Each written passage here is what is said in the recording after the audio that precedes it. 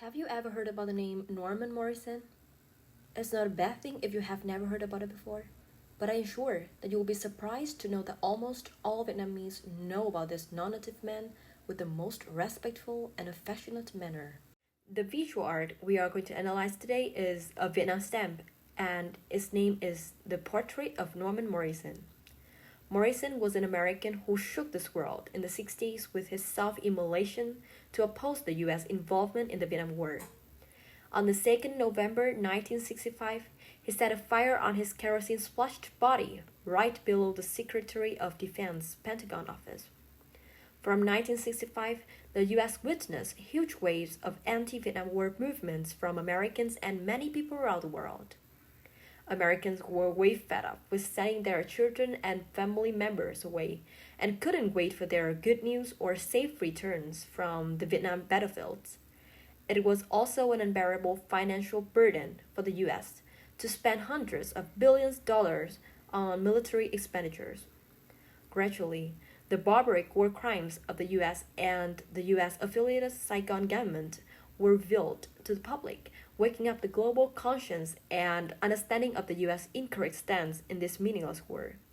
After 20 days from Morrison's touching sacrifice, the Corporation of Vietnam Post Office released a stamp honoring this exotic hero and the anti-Vietnam War acts around the world. Sending letters with stamps sticked on was the most common messaging method in Vietnam that period.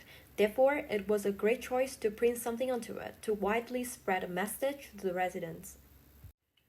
There are two colors mainly used in this visual art, very bright red and very dark black, an obvious tonal and color contrast, which not only represents each other better, but also helps render some dramatic tension and urgency specific to words.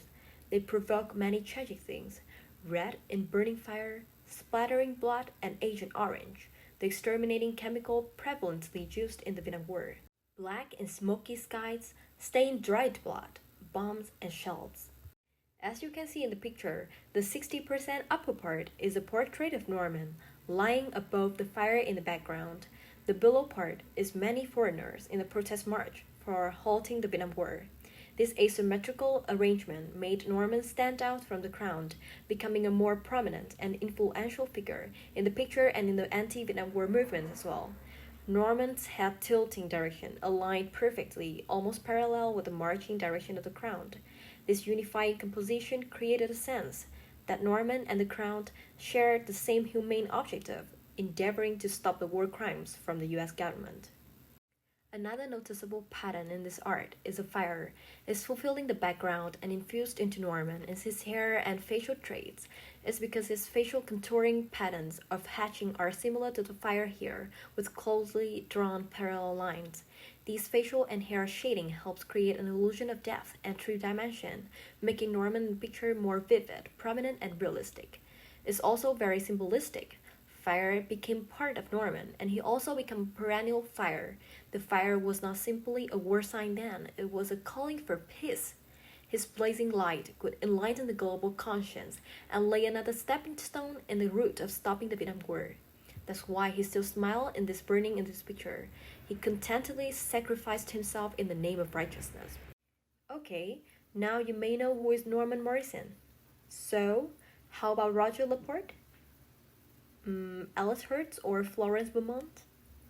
It's still not a big deal if you don't know these names, or you may know and then forget them very quickly. But we Vietnamese will never. They grow up with us over many generations through news, songs, poets, and school-taught history lessons.